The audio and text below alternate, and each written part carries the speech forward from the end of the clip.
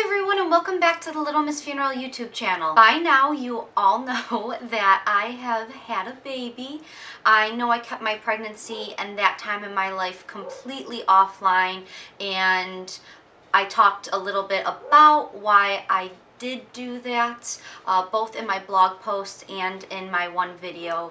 But I did record a video a couple months back now, and this video, I've been kind of going back and forth if I wanted to post it on my channel, and after thinking about it a little bit, I really do want to post it. So the next things that you're going to see within this video is going to be basically a clip of me being very vulnerable and very emotional, talking about getting a death call for a little baby that the mom was basically just, a week different in her pregnancy than myself, and just kind of talking about my emotions and how this job can be very difficult to do, especially when a death hits very close to home. So just a little disclaimer, I am very emotional in this next clip that I'm going to be showing, but it's my just raw emotions of what I was going through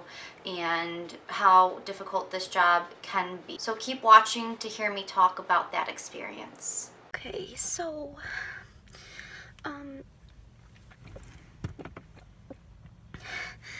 I am 6 months pregnant right now, and I just got I'm okay. I just got a call from the funeral home. I'm on my way in to work, and there's a young family at the door right now who just lost a baby.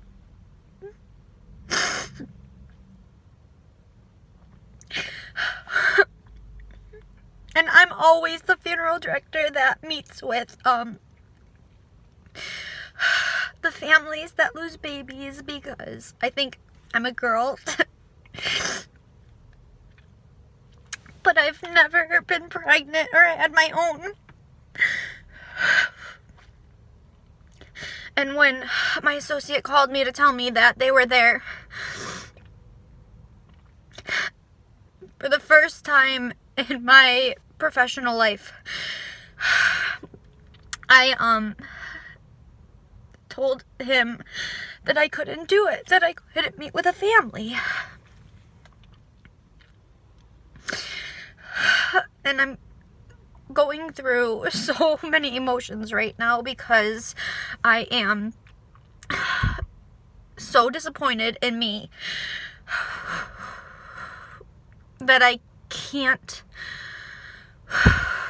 bring myself to be strong enough to meet with this family, because I just got the phone call and I'm crying my eyes out. How am I supposed to help them if my hormones and everything are all out of whack? And then to have the mom see me pregnant. So I am on my way to the funeral home now, to basically try to do anything that I can do in the back room of things.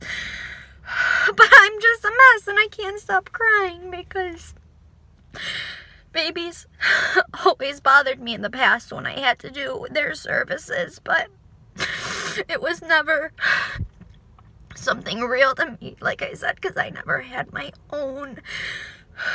And when I feel my little baby in my stomach, my heart just breaks for this family, for what they're going through. And I don't even know why I'm filming this right now. I don't even know if I'm going to put it up on my page eventually, but some days it's really hard doing this job, and this is one of those days. So I'm sorry, I'm such a mess. If everybody could just say a prayer for the family, and I hope that I'll be able to compose myself a little bit to help them whatever way that may be. So, yeah. Since I'm a little bit more composed right now than that earlier clip, I thought that I would just take a minute to kind of elaborate on all those emotions and everything that I was feeling in that moment. A lot of times when I meet with a family, they say things to me like, I have no idea how you do what you do, and doesn't that job make you sad, and like just all different things. And I guess the best way for me to say this is that I am human and I have emotions, and sometimes there are going to be calls like this situation where it's just, it hits too close to home and it's something that I couldn't do. And I think that at the end of the day, people in the community need to realize that funeral directors are people. I have my own family, I have my own things that I'm going through, and although it is always my main concern to serve other people, there are going to be rare instances where I can't do that because I have to look out for myself. And this call that we got earlier today is just one of those examples where I am at this point in my life. There's just no way that I could have sat down and met with that family and been able to compose myself and answer questions and be that rock that they desperately needed. So there are just always going to be some instances where you can't do it, and that's okay. That's why you have a team of people who you're supposed to surround yourself with. So when you fall short, there are other people out there who can help you. I guess just by sharing that with all of you, I just wanted to once again reiterate that funeral directors and morticians are people, and we have families, and we have our own lives, and death is the exact same for us as it is for you. And people we love die, and there are going to be instances where a certain death or certain situation is going to be too similar to something that we've experienced in our own lives that's going to push us in a very bad spot.